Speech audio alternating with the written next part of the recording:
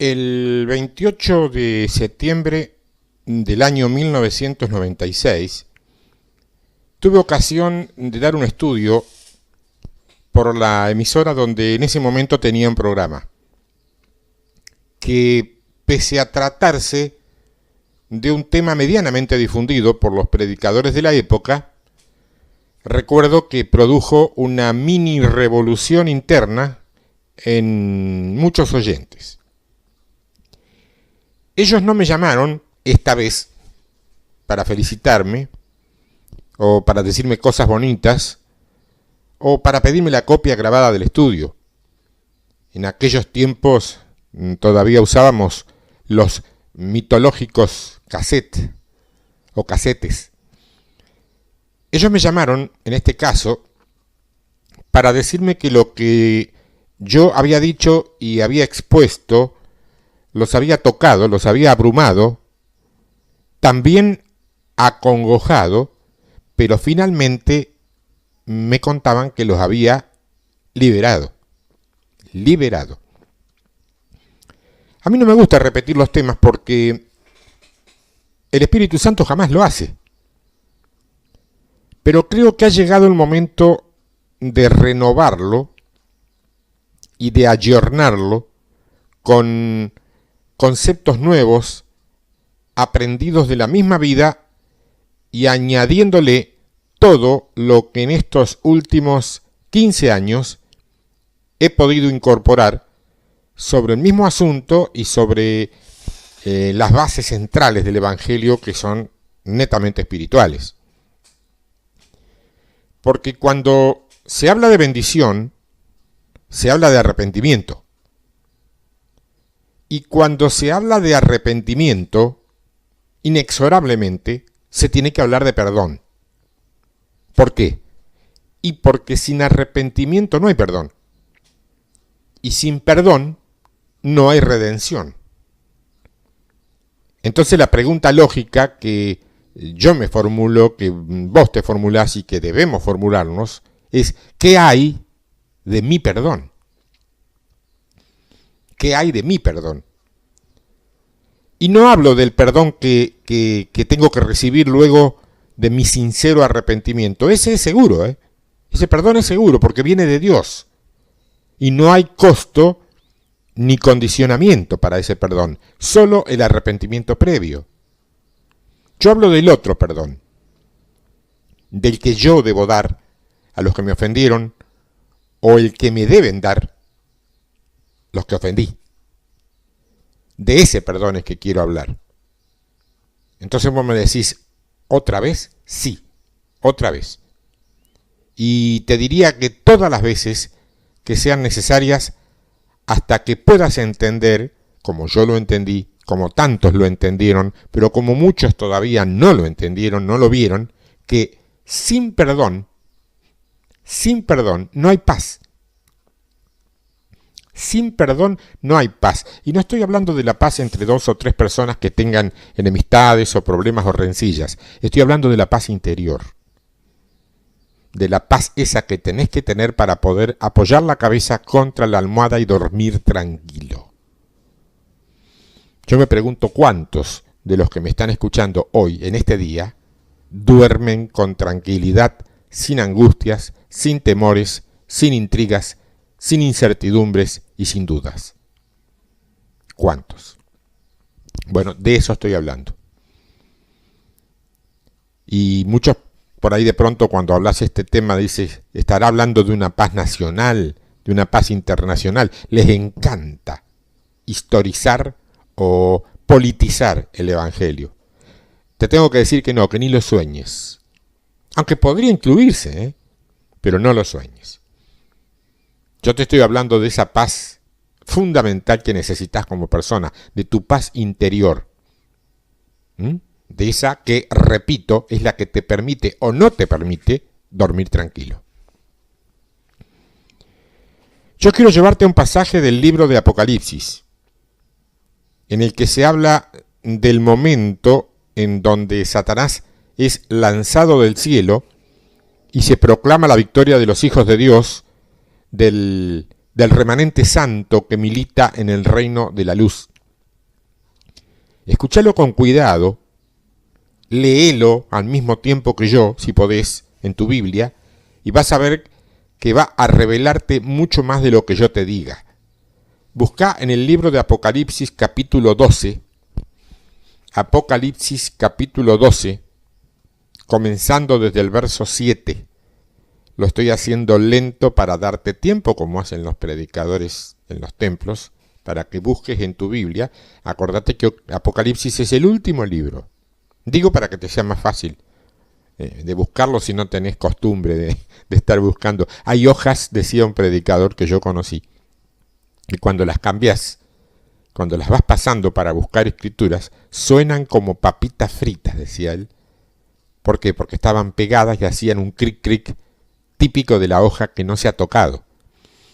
Él cuestionaba eso, dice que las hojas de nuestras Biblias no deben estar así porque deben leerse no solamente cuando estás escuchando un mensaje, sino día por día, día tras día.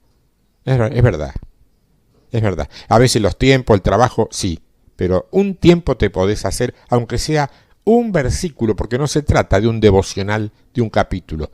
Lo que puede pasar si lees un capítulo completo y después no te acordés nada. Un versículo. Un versículo pero meditado, leído, pensado, entendido. Encontraste Apocalipsis 12, verso 7. Después hubo una gran batalla en el cielo. Miguel y sus ángeles luchaban contra el dragón, y luchaban el dragón y sus ángeles. A mí no me interesan las interpretaciones tradicionales, ni dispensacionalista, porque no estoy dando una clase de teología. Cuando digo dragón es Satanás, y significa algo que tiene su poder en la boca, o por la boca. Cuando digo ángeles, acá en este caso, es mensajero, y tiene que ver con los que hablan lo que ordena la boca del dragón, en este caso. En este caso. Verso 8. Pero no prevalecieron ni se halló ya lugar para ellos en el cielo. Eso para que no se te olvide que Satanás no nació en el infierno como muchos creen. Nació en el cielo. No sé si alcanzás a entenderme. Y fue lanzado fuera el gran dragón, la serpiente antigua que se llama Diablo y Satanás, el cual engaña al mundo entero. Fue arrojado a la tierra y sus ángeles fueron arrojados con él. Entonces oí una gran voz en el cielo que decía: ahora ha venido la salvación, el poder y el reino de nuestro Dios, y la autoridad de su Cristo, porque ha sido lanzado fuera el acusador de nuestros hermanos, el que los acusaba delante de nuestro Dios día y noche. Y ellos le han vencido por medio de la sangre del Cordero y de la palabra del testimonio de ellos, y menospreciaron sus vidas hasta la muerte. Yo quiero que tengas algo bien en claro. Estamos hablando de victoria. Y quiero que veas en este pasaje, y esencialmente en este último versículo, los tres componentes casi básicos de esa victoria. Componentes, añadiría, que te conviene anotar para después incorporarlo a lo que escuches, a lo que oigas. El primer componente que encontramos es inamovible por una sencilla razón: es perfecto. La sangre de Cristo. Ese es el primer componente. La sangre de Cristo. Porque ella, la sangre, nos da acceso a la familia de Dios y también derecho legítimo a todas las promesas que están en la Biblia escritas para nosotros. Satanás no va ni siquiera a plantearse atacar a ese primer componente porque es perfecto. Y donde hay perfección divina, porque la perfección solamente puede ser divina, él no tiene entrada. La sangre de Cristo le costó todo a él, así que con ella, con la sangre, no se mete. Pero cuidado, sí se mete con el segundo componente. Porque fíjate que dice aquí que para que la cosa funcione a la sangre de Cristo hay que agregarle la palabra de nuestro testimonio. Y yo no te estoy hablando de nuestro testimonio, ese que si es bueno, quizá habremos contado por micrófono y en el púlpito en todas las campañas evangelísticas habidas y por haber, para ayudar a convencerse a los que estaban dudando abajo. Eso, créeme, es bueno, pero no alcanza. Te está diciendo que es la palabra del testimonio. Un hecho que de ninguna manera puede ser ni formal ni ritual, porque se trata ni más ni menos que salir y decirle a Satanás en sus narices que lo que él está viendo y usa para acusarnos es mentira, porque la sangre de Cristo está perdonando y redimiendo. Es decir, lo que él dice al acusarnos es mentira, porque por la sangre de Cristo todo eso está perdonado y redimido. Entonces, acá, si vos querés, le podés añadir ese asunto que todavía a lo mejor creés o pensás no tener resuelto. Vos sabés de qué estoy hablando, yo no. Pero ese asunto lo podés añadir ahora, acá. Declaralo. Declaralo. Esa acusación es mentira, porque eso, por la sangre de Cristo, ya está perdonado y redimido, sea lo que fuere. Y finalmente, el otro componente es que hay que morir a la carne. Entonces la pregunta del $1.000.000 es, ¿habrá $1.000.000 todo junto por ahí? ¿Te lo podés imaginar? ¿Qué cosa es morir a la carne? ¿Qué cosa es morir a la carne? Ojo, ni se te ocurra agredirte y mucho menos flagelarte. No funciona así. Sí, ya sé, vos lo has visto, como yo, en los noticieros de televisión, en unas determinadas festividades, a los muchachos que andan con la mejor de las voluntades, castigándose con unos látigos de 6 o 7 puntas, con sus espaldas por ahí hasta enrojecidas y hasta lastimadas. No funciona eso así. No, eso no funciona. Morir a la carne es menospreciar la vida y poder decir, como Pablo nos enseña en Gálatas, creo que es capítulo 2, sí, Gálatas 2:20, Pablo dice, ya no vivo yo, mas Cristo vive en mí, y lo que ahora vivo, lo vivo en el poder del Hijo de Dios que murió y se entregó por mí. Así es el versículo. Vamos a los hechos concretos. Es muy posible que toda esta semana, el diablo te haya estado mintiendo. Y cuando te digo diablo, yo quiero que te acordes que no estoy hablando directa o necesariamente de Satanás en persona, sino que ese adjetivo, diablo, incluye a todos sus ministros representantes, ya sea espiritual o humano. Diablo es el que se deja usar. O sea, el canal por el cual el maligno puede operar, el canal humano, es diablo. Cuando se hablaba de Judas, no dijeron que estaba el diablo en él, dijeron es diablo. O sea, es alguien utilizado. Ahora bien, ¿cómo te puede estar mintiendo ese espíritu usado por Satanás? Y qué sé yo, te puede estar diciendo, tu marido no se va a convertir nunca, tus hijos no van a volver al Señor, van a seguir en el mundo de parranda, tu empresa o tu negocio va a andar mal, o quizás pierdas tu trabajo, o esto se va a poner cada vez peor. Bueno, basta. Son mentiras. ¿Ok? Son mentiras. Si sos de Cristo como vos decís, es necesario que creas,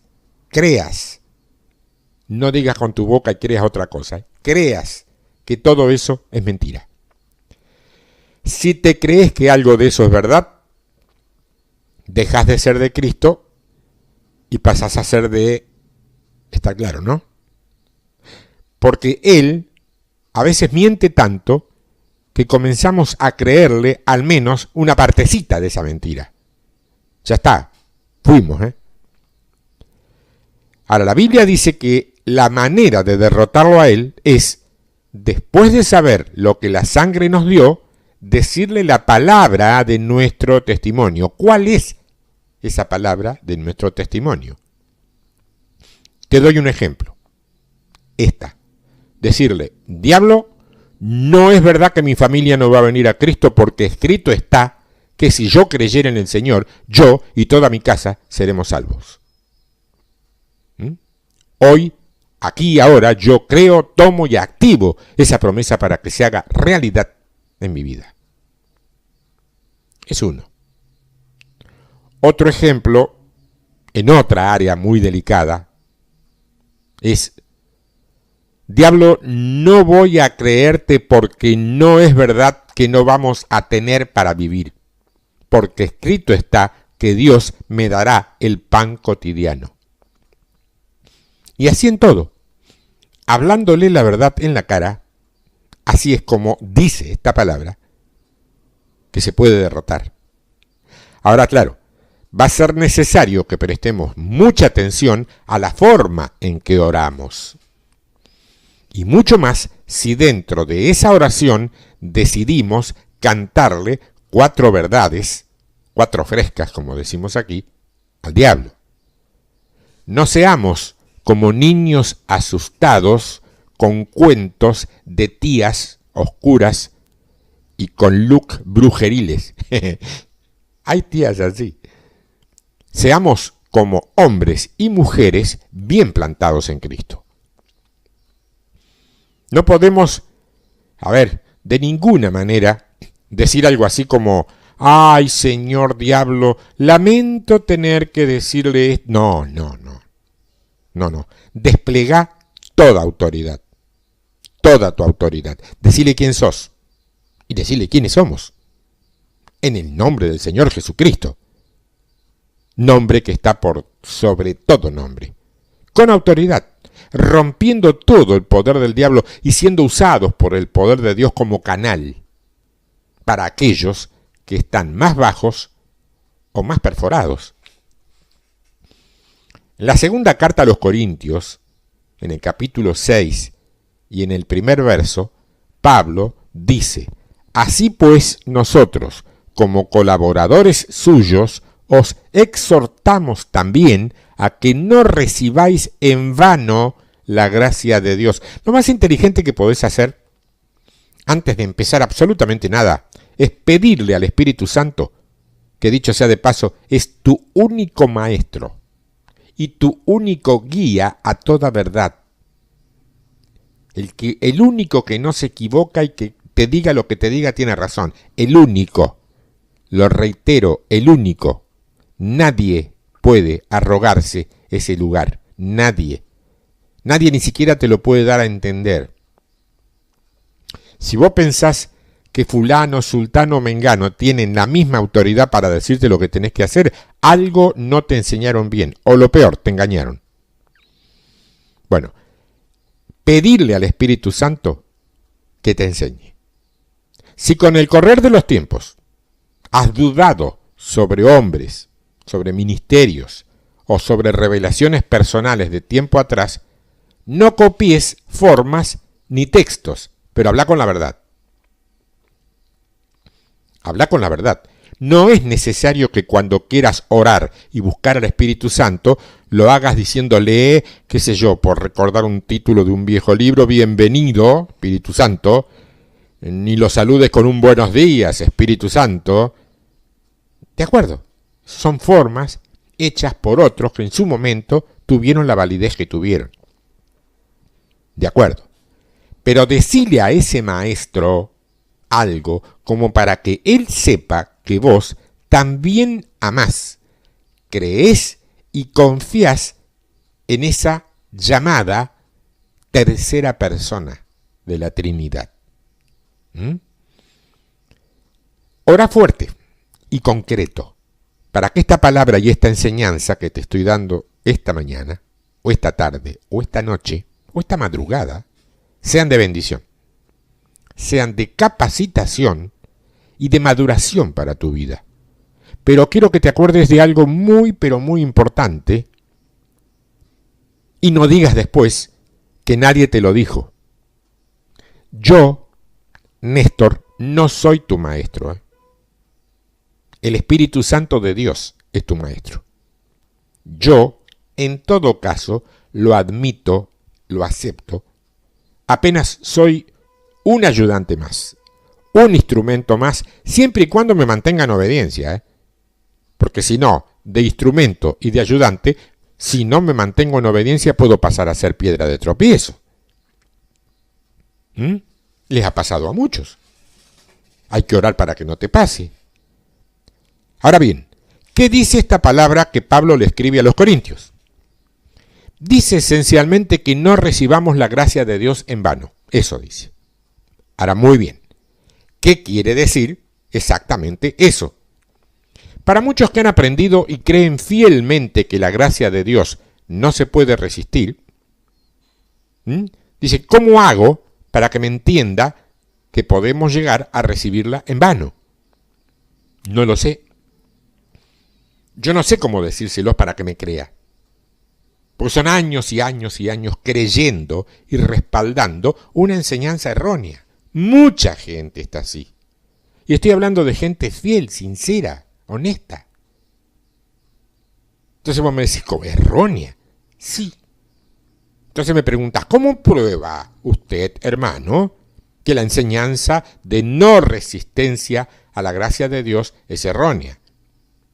No tengo que probarlo. Lo terminás de leer conmigo. Además, todos sabemos que el diablo tiene como arma esencial el pecado. Lo sabemos, ¿no? Y él cree que mientras más se usa el pecado, más está ganando. Pero él no entiende, porque nadie se lo predicó, que cuando el pecado abunda, la gracia de Dios sobreabunda. O sea, que Dios lo deja alejarse, lo deja ir un poco adelante, pero después le gana total y ampliamente con la gracia. Porque Dios es quien da gracia. Y no hay diablo que pueda frenar de ningún modo que Dios dé y siga dando gracia. Ahora bien, lo que el diablo sí puede hacer, y suele hacerlo, es que después que Dios te la dio a la gracia, te dice, ¿la recibiste? ¡Qué bien! Pero mirá que para esto no te sirve, ¿eh? Por esa razón es que hay muchos creyentes que reciben la gracia y no pueden disfrutarla, porque le creen al diablo cuando él les dice que esa gracia será buena para irse al cielo, porque así está escrito, pero que no le es útil para el día de hoy, para esto que está viviendo hoy. Entonces, te añade en su mentira enredada pero bien armada, que así como vas a tener que estar en un infierno permanente hasta que ese gran día de la gracia llegue. Y lamentablemente tengo que decirte que miles de vidas arruinadas por el descreimiento y la frustración nos están diciendo que la estrategia le sigue dando buenos resultados, ¿eh? Pero lo cierto es que vos no vas a estar hoy en ningún infierno terrenal como pago por la vida eterna con Dios futura. Ni lo pienses. Dios te da una gracia plena y una gracia entera. Créelo y disfrútalo. Y no le creas al diablo que siempre va a tratar de fraccionarla. Te va a decir, mira, para esto sí, pero para aquello otro no. No. No y no. Entonces, aunque la hayamos recibido, la recibimos en vano. Porque es como si vos, te estuvieras muriendo de pulmonía y te quedaran 2 días de vida y tus pulmones estuvieran tomados y a menos que tomes un buen antibiótico no podés salir adelante. Entonces alguien viene y te regala una caja del antibiótico correcto para ese diagnóstico. Pero vos, en lugar de tomarlo, lo colocás ahí sobre tu mesa de luz, no te lo tomás. Lo dejás ahí y solamente lo mirás. A los 2 días te moriste. Recibiste el antibiótico en vano. Lo tenías allí, pero no lo tomaste. ¿Se está entendiendo? Esto es lo que ocurre aquí. Y una de las áreas donde la gracia de Dios es tomada en vano es en el área de los pecados que otros cometen contra nosotros. Casi todos nos creemos, Dios quisiera que todos en realidad, ¿no? Pero casi todos nos creemos que el pecado que vos cometés, cuando vos te arrepentís, Dios lo perdona. Dios perdona el pecado y limpia la maldad. Eso está más que claro como el agua. Pero donde se tiene una enorme dificultad para creer es en que si otra persona peca en contra tuyo, a menos que esa persona se arrepienta, vos estarías como condenado a vivir perpetuamente con esa carga y sus consecuencias. Así es que hay mujeres cuyos maridos las han engañado con otra mujer y como ellos no se han arrepentido de ese pecado, están convencidas que ese matrimonio ya no puede ser restaurado. Es complicado, lo acepto, pero sí se puede, ¿eh? O hay hijos que se han apartado, y no estoy hablando de ir a una iglesia, o no. Estoy hablando del camino de la fe. Y han traicionado a los padres. Y dicen, bueno, hasta que Él no vuelva al Señor. Y no nos damos cuenta que la gracia que Dios nos ha dado es más que suficiente para revertir el proceso gangrenoso que inició el pecado en sus vidas. Es allí donde, un poco por ignorancia y otro poco, o paradoja, por legalismo, nos entregamos y decimos, y bueno, qué sé yo, en los pecados que yo cometo yo pido perdón, pero en el que cometen los otros, lo único que puedo hacer es orar para que se arrepientan. Mientras tanto, concluyen, vivo con las consecuencias. Es por eso que el diablo procura, en lo más temprano de nuestro caminar con Dios, con Cristo, procura lastimarnos dura y cruelmente por medio de alguien a quien amamos o respetamos. Una madre, un padre, un abuelo, un pastor, un líder espiritual. Porque cuando nos lastima temprano, esa lastimadura nos marca para el resto de la vida, si no entendemos que tenemos el poder de tomar a lo malo y tornarlo, convertirlo, pasarlo a bueno. Esas lastimaduras se repiten permanentemente. Una vez, alguien ya bastante maduro en años, recuerdo que manifestaba su pena, su angustia, por cierto problema que había vivido. Entonces, en un momento dado, yo le pregunté cuánto tiempo hacía que había sucedido eso. ¿Sabe cuál fue la respuesta? Y a ver, 49, 50 años. 50 años y lloraba como si hubiese sido esta mañana. Todavía estaba cautivo, porque la maldad y el enojo, cuando nos hieren, hacen que nos enojemos mucho y que nos amarguemos muchísimo más. Se repite permanentemente, ¿eh?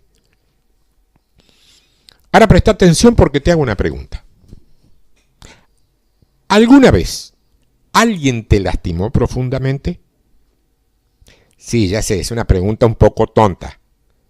Hay miles de ustedes que ahora mismo saldrían volando para Argentina, llegarían a mi ciudad, vendrían a mi casa, se sentarían frente a mí y no nos alcanzaría todo este tiempo para escucharlo ni para contarlo, ¿no es así? Sí. Bueno, muy bien. Ya que te acordaste con tanta rapidez y con tanta nitidez de ese asunto, tiene que ser porque eso te sucedió, ¿cuándo? ¿Esta mañana temprano? ¿O ayer a más tardar? ¿No es así? No. Pasó hace mucho tiempo. Pasó hace mucho tiempo. Pero pasa todos los días, porque todos los días nos acordamos, y es como si todos los días nos estuvieran haciendo lo mismo que nos hicieron aquella vez. Mira, a menos que la gracia de Dios revierta eso, vamos a vivir en un infierno, ¿eh?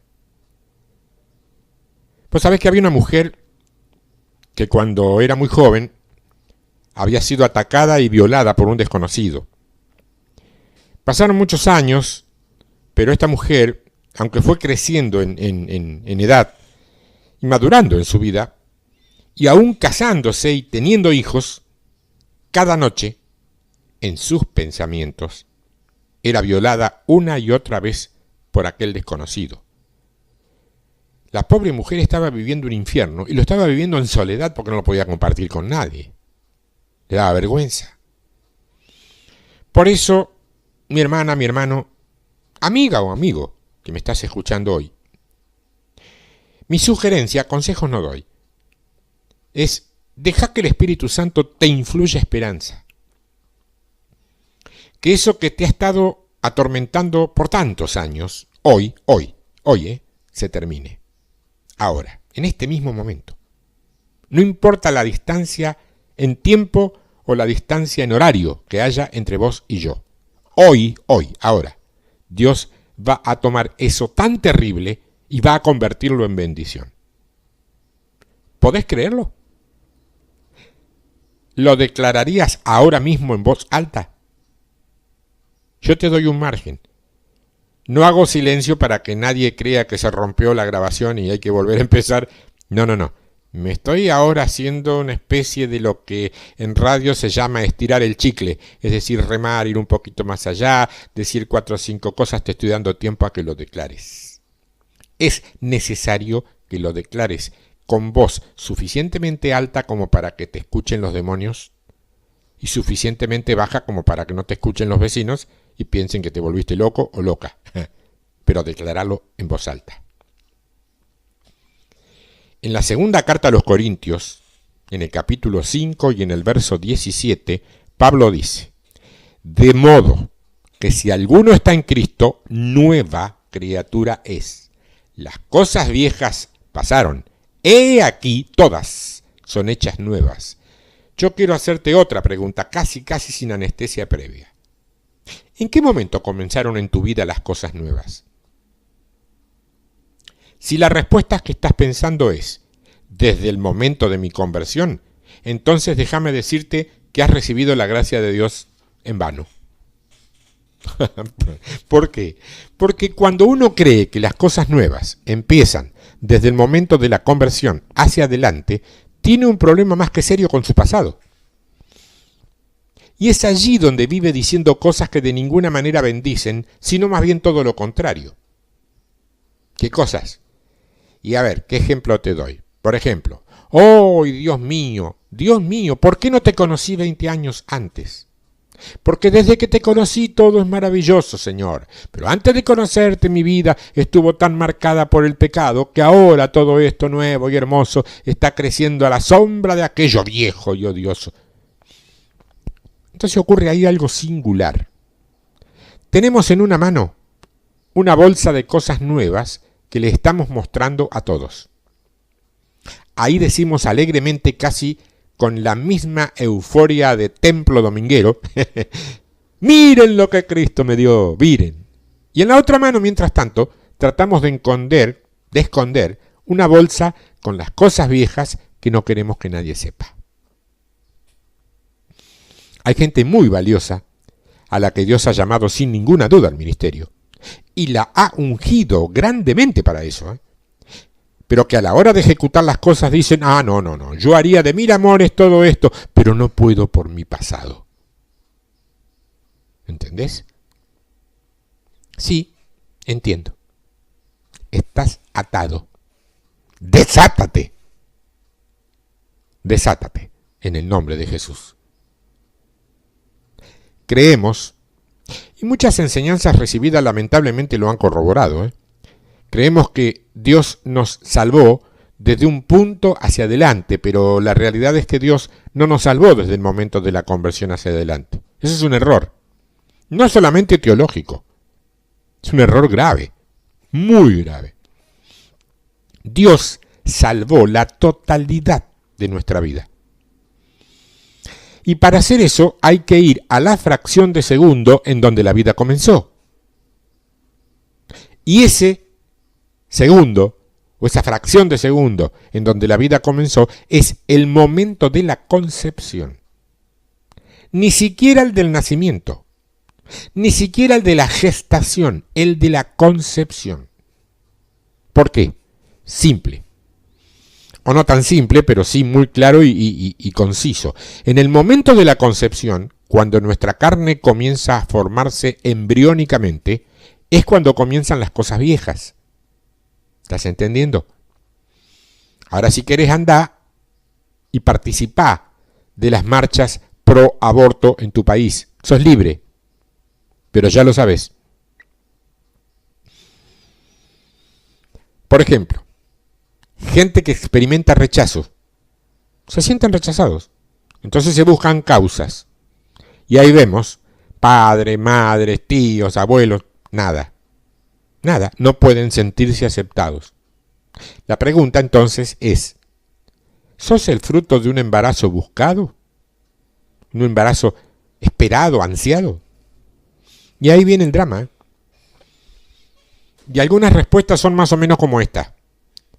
Mirá, soy hijo de madre soltera, o soy hijo de una relación adúltera, o de una relación clandestina, o soy hijo de la prostitución, de la fornicación, o soy hijo de la hipocresía, de gente que hacía como que todo estaba bien.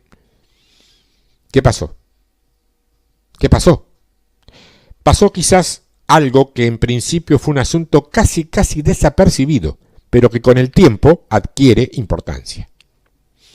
Es probable que cuando ese bebé, completo, pero sin desarrollarse, estaba en el vientre de la mamá, a las 2 o 3 semanas de edad embrionaria, la mamá dijo, por ejemplo, en voz alta, ojalá no esté embarazada.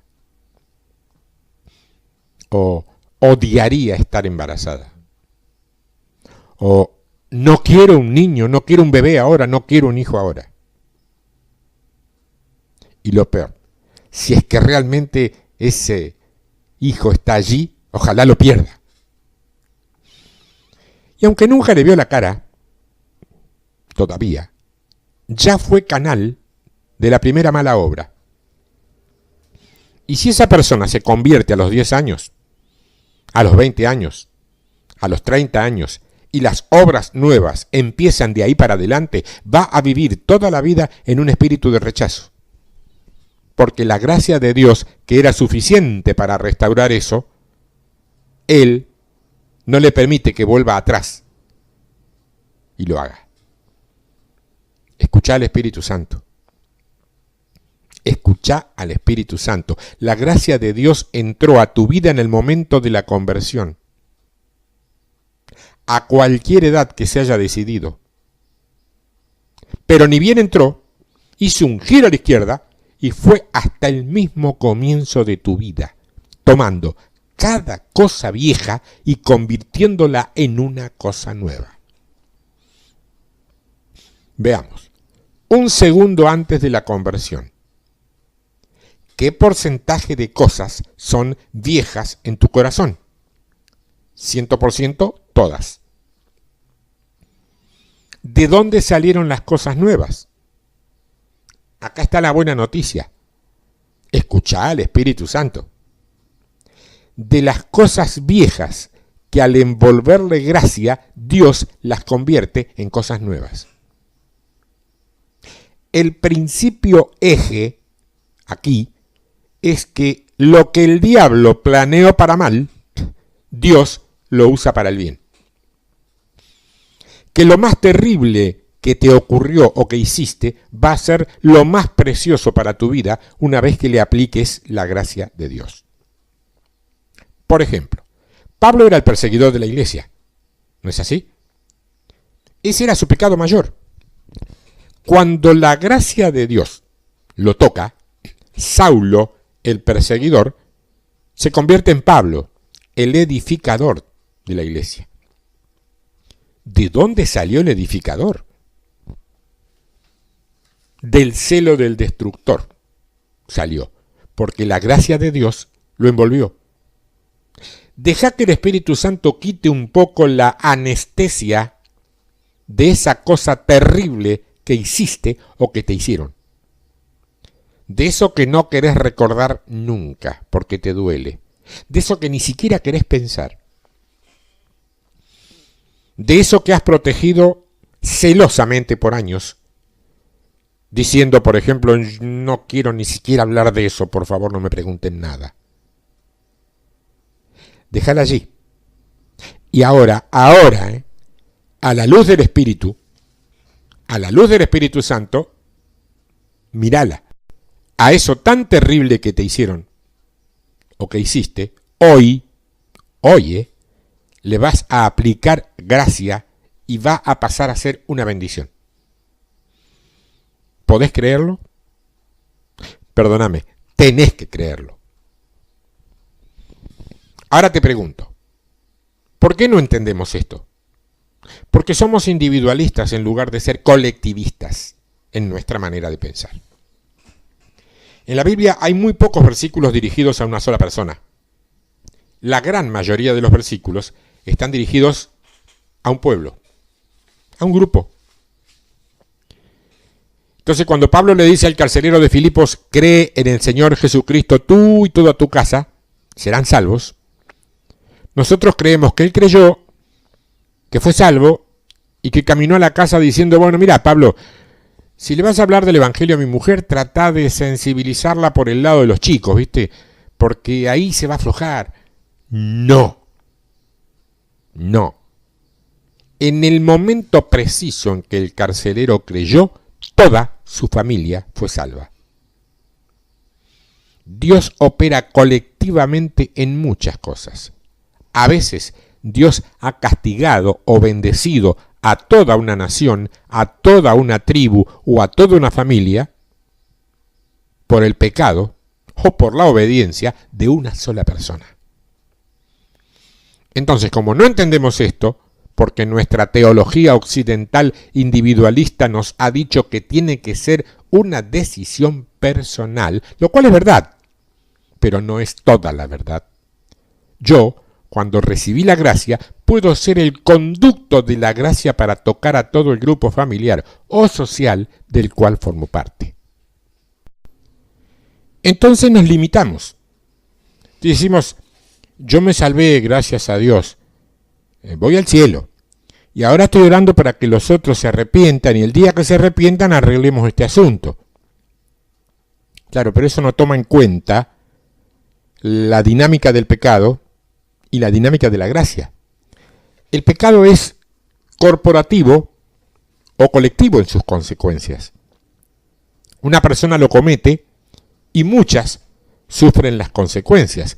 Y esa prueba vos la tenés en los adulterios, donde pagan las consecuencias los cónyuges, los padres de cada uno de ellos, los suegros, los hijos, hermanos.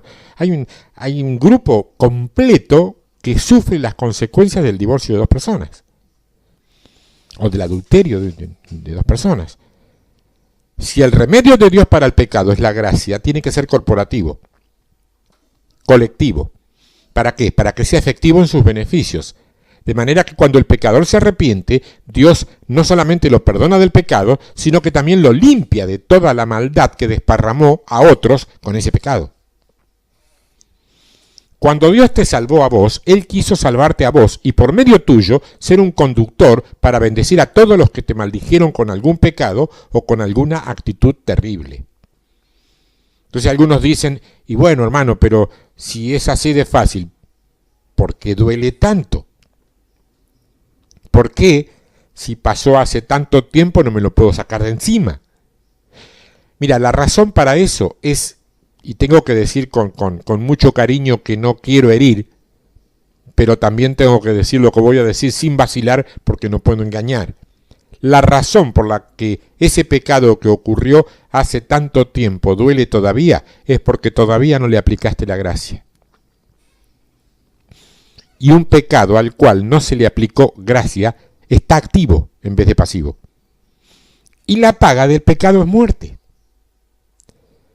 Vos me podés decir, y bueno, pero ese pecado se tiene que arrepentir el que lo cometió. Sí, de última sí. Pero en el aspecto en que te rozó o te tocó a vos, vos tenés el privilegio de remitir ese pecado. Y eso se hace viendo a esa persona, no en la carne, sino en Cristo.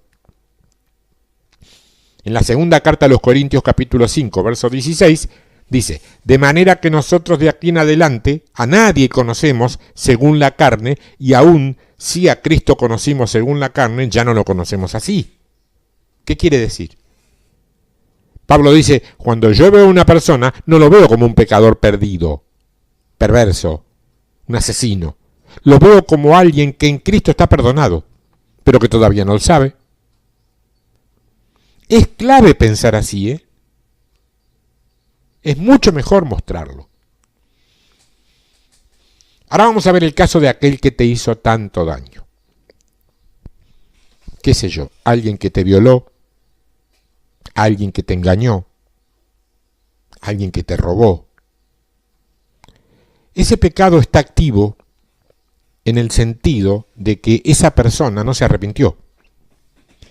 Pero también está activo en el sentido de que vos no lo has perdonado.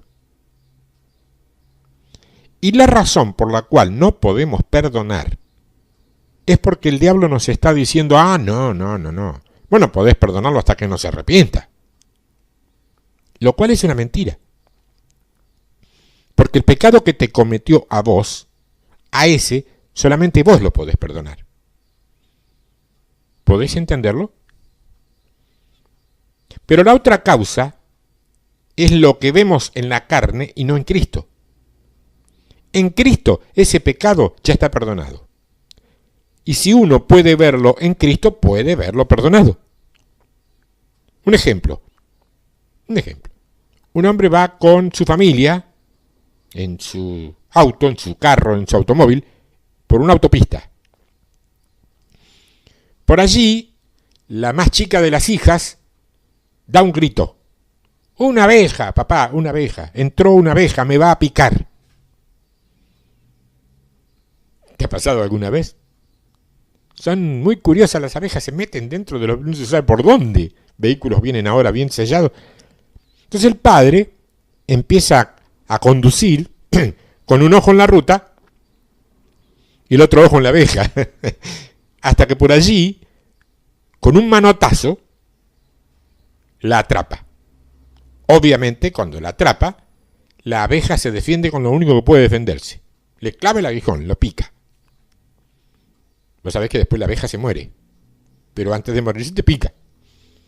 Se muerde los labios, el hombre, porque un picotón de abeja duele, ¿eh? Pero tomándola por las alas, se la muestra a la nena. ¿Qué hace la nena? Sigue gritando. No, papá, sacala de allí que me va a picar. Entonces el padre le dice, no, ya no te puede picar a vos, porque ya me picó a mí. Ese pecado atroz que una vez se cometió contra vos es una abeja que ya picó a Cristo. Ya lo llevó Él. De manera que vos ahora podés ver a esa persona y dejar que la gracia de Dios entre en tu vida. Visite tu pasado y toque a cada persona, a cada individuo, y que vos digas, por ejemplo, Padre, los perdono, los bendigo, los perdono y los bendigo. Y al hacer eso, estás desactivando el pecado. Entonces ese pecado deja de ser muerte y pasa a ser vida. Porque el pecado, cuando se encuentra con la gracia, se convierte en bendición. No me pregunté cómo ni por qué, no lo sé, pero sé que es así. La cruz fue así. Porque, por ejemplo, es mucha la gente que luce crucecitas de distinto tamaño y calidad, algunas muy monas de oro y de cosas de alto costo, en su persona. Las llevan en el cuello, las imprimen en sus Biblias, las cuelgan por las paredes, las instalan sobre los templos. Ahora, antes que Cristo muriera, nadie iba a pensar ni por asomo en regalarle una cruz a alguien. Si la cruz es un símbolo de maldición, ¿cómo va a ser un regalo de eso? Entonces, ¿por qué ahora es un símbolo de bendición? Porque el pecado más horrendo jamás cometido en esta tierra fue cometido usando una cruz. Cuando lo peor del mundo, con lo peor del infierno, crucificó lo mejor del cielo en la cruz. Ese fue el pecado. Y cuando ese pecado se materializó y se convirtió en el peor y más grande de todos, Jesús aplicó gracia y dijo: Padre, perdónalos, porque no saben lo que hacen. Y la cruz, que era una maldición, pasó a ser una bendición. Deja que el Espíritu te hable en este día. Deja que el Espíritu te abra los ojos. Que la gracia no es ni sosa, ni floja, ni algo que se derrite. La gracia es el arma más poderosa que el hombre y la mujer tienen sobre la tierra. La gracia vence la maldad. Otorgar gracia no es aguantar, es cambiar. En Colosenses 2:14 dice que Jesús, estando colgado en la cruz, anuló el acta de los decretos que el diablo tenía con nosotros. El diablo lo atacaba y decía: tú no puedes hacer eso. ¿No puedo? Mírame. Y la clava en la cruz. Y derrama la sangre y escribe una palabra básica, fundamental y esencial para tu vida, para la mía y para la de todos nosotros: perdonados. Perdonados. Entonces el diablo le dice: bueno, podés hacer eso, es contra los reglamentos. Entonces Dios desde el cielo habló y dijo: acabo de cambiar los reglamentos. Es soberano y es creador. Y el diablo dijo: ¿qué nuevo reglamento es este? Entonces Dios le dijo: se llama gracia. Y como nunca supe nada, porque estaba escondida en Cristo, mi Hijo unigénito, y estaba esperando que lo colgaras en la cruz y le cortaras el costado y fluyera la sangre del Hijo Santo de Dios, y cuando la sangre del Hijo Santo de Dios fluyó, pagó el precio por los pecados, y ahora son míos, no tuyos. Dios, viejo nomás. Eso es alabanza, ¿eh? Muy a la criolla argentina, pero es alabanza. Dios, viejo nomás. Deja que el Espíritu te hable. Que esto no se trata de aguantar y ver qué pasa.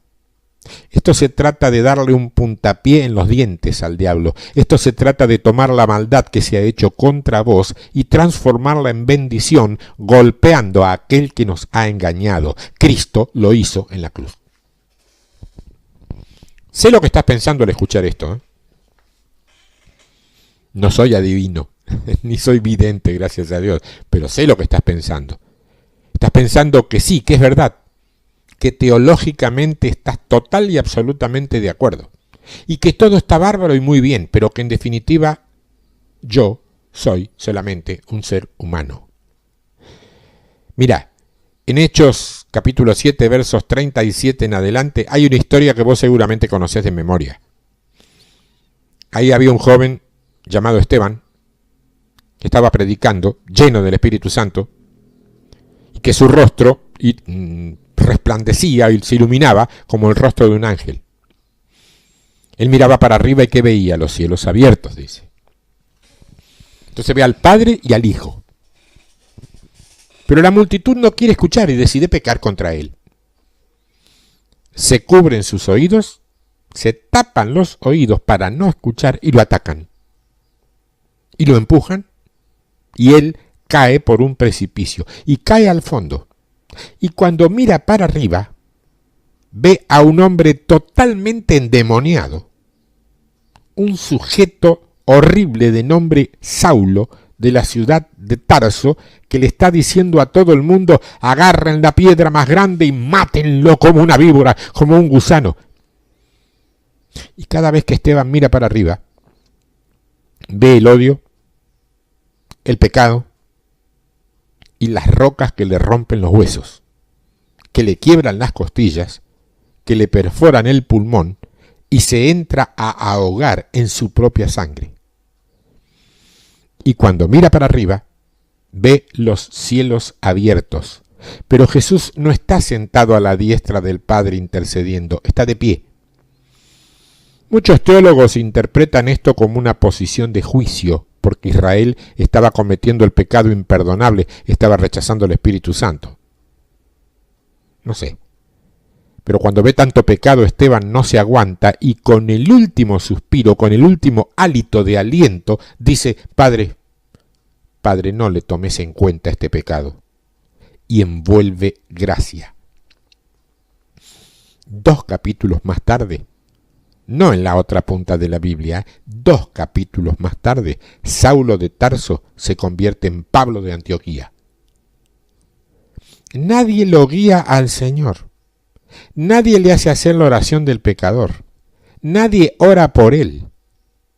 Porque ya lo había hecho Esteban cuando él lo cubre con la gracia. Esteban. Deja que Dios te hable ahora.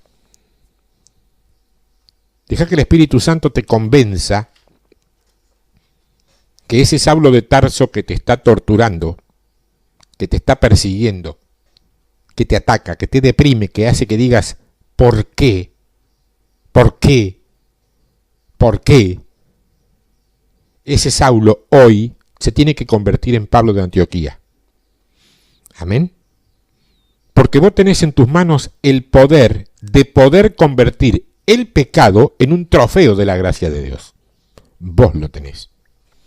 No yo desde aquí, No tengo que orar yo desde aquí y milagrosamente un manto de vaya a saber qué cosa va a caer sobre vos y te va a hacer estremecer, reír, gritar y te vas a sanar y liberar. No me adjudiques a mí en persona un poder que no es mío y que vos también tenés a tu disposición. Desmistifiquemos lo místico. Por favor. Por favor. Cuando vivimos una experiencia dolorosa, generalmente nos hacemos una pregunta. ¿Por qué? Bueno, esa es la pregunta favorita del diablo. Nadie te puede contestar esa pregunta, porque para hacerlo habría que ser Dios. Pero sí podés cambiarla por otra. ¿Para qué? ¿Para qué? Porque hay un propósito en la miseria que te tocó vivir. Y porque si hay un propósito en la miseria, entonces ya no es tan miseria. Escúchame, si una mujer tiene dolor de muelas a las 2 de la madrugada, es una catástrofe. Y digo una mujer, ahora vas a ver por qué. Si una mujer se despierta con dolor de muela a las 2 de la madrugada, es una catástrofe, un lío, un tremendo. Se alborota toda la familia, todo el mundo se enoja, rezonga, insulta. Pero si tiene dolores de parto a las 2 de la madrugada, es una buena noticia. Porque mientras más fuerte y más continuo es ese dolor, más se acerca el propósito de ese dolor. ¿Se entiende, no? Deja que el Espíritu te muestre ese mal que alguien te hizo, o que vos le hiciste a alguien, o que te hiciste a ti mismo. Y que hoy puedas aplicar la gracia de Dios. Vos me podés decir que no funciona, que ya estuvieron orando por vos, que te impusieron las manos y que te caíste al suelo y que así todo el enojo sigue, la bronca continúa y que no se fue. Déjame que te explique algo. Déjame que te explique algo. Adentro tuyo, ya te lo habrán explicado alguna vez, pero te lo repito. Adentro tuyo hay 2 círculos. Uno llamado emociones y el otro llamado convicciones. Las emociones, se me filtró una S de más, las emociones son lo que vos sentís y no tenés control sobre eso. Por eso el enojo va a volver y no lo podés controlar, porque es producto de tus emociones. Pero sí podés controlar lo que entra en el círculo de las convicciones. Una convicción es algo que vos creés porque Dios dice que es verdad. Y cuando venga el enojo, no lo negués, pero confesá lo que creés. Es como ir, qué sé yo, conduciendo un vehículo en una calle de doble circulación, de doble mano. Y a la noche un grupo de muchachos viene con una camioneta con los faroles arriba de esas camionetas grandes. Y ellos te encienden los faroles a todo full y te encandilan. ¿Qué pasa ahí? Y no tenés control, no ves nada. Querés apagarlos y no podés porque son los faroles de ellos, no los tuyos. ¿Cómo sobrevivís a eso? Mirás a la derecha, abajo, por tu ventanilla, y buscas una línea blanca, que normalmente hay en las rutas, en el piso, en la calle, y te olvidás de las luces. Y mirás la línea, y así conducís hasta que las luces pasan, guiándote por la línea que tenés en el costado. Las luces son tus emociones. La línea blanca es lo que hoy estás edificando acá. No digo la fecha, cuando digo hoy, para que esto que estoy grabando ahora pueda ser útil siempre. De hecho, te dije que lo entregué con otra forma, con otro contexto, pero con las mismas bases, en el año 1996, hace 15 años. Sigue siendo útil. Toma la fecha de hoy, ahora, de este momento, hoy, y recordala siempre. Cuando las luces lleguen, la línea blanca te va a decir tal día, de tal mes y a tal hora, escuchando a aquel hombre por la página web, a eso ya lo perdoné. Quitaste la llave. Funciona, ¿eh? Considera lo que el Espíritu está haciendo hoy, ahora, en este día y en este momento. ¿Te das cuenta que hoy podés aplicar la gracia de Dios a tu vida o a la vida de otro? Y si la vas a aplicar, te pido que ya mismo, sin perder tiempo, lo hagas. Porque el diablo teme que lo hagas. Sin duda, ¿eh? Pero lo vas a hacer. Toma autoridad ahora mismo sobre todo poder del enemigo y bajo la sangre de Cristo ata a todos los demonios mentirosos y reprendelos en el nombre de Jesús. Y ahora declárate libre. Y si estás dispuesto a perdonar, haz lo que sientas. Arrodillate o no, cerrá tus ojos o no, agárrate del elemento por el cual me estás oyendo, la computadora, el monitor, lo que sea, haz lo que sientas. Haz lo que en este momento tengas deseos de hacer, sin buscar métodos ni fórmulas. Ahora, decí con una voz lo suficientemente alta como para que te oigan todos los demonios, y te repito, lo suficientemente baja como para que tus vecinos no te echen de la vecindad o del departamento, tu decisión unilateral e inevitable. Yo te voy a decir la oración modelo. No es necesario que vos me copies, ni tampoco que la repitas conmigo como un papagayo. Hacelo si querés. Lo importante es que lo creas. Decí: sí, Señor, yo hoy bendigo, yo hoy libero, yo hoy aplico gracia a ese terrible pecado. Y si sentís que desde tu pecho comienza a subir ese dolor que tanto conoces, déjalo que suba. Ese dolor ahora está subiendo, pero para irse definitivamente. Decí con toda tu voz tu decisión. Hoy yo voy a perdonar. Hoy.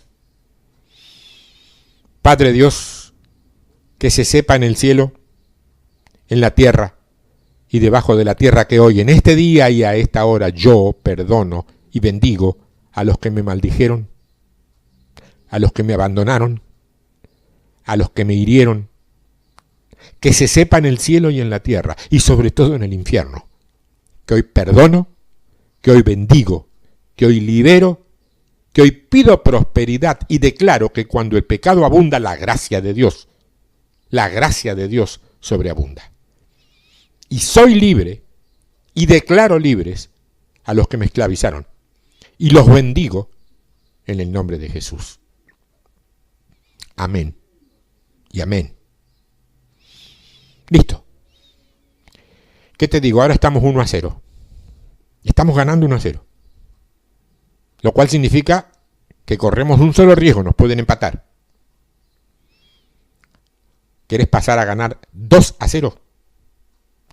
Si confesás algo con tu boca, lo sellás. Así que ahora, ni bien termines de oír esto, salí y buscá a alguien a quien decirle, a quien contarle que hoy has podido perdonar a alguien que te había herido. Ahí lo estás sellando.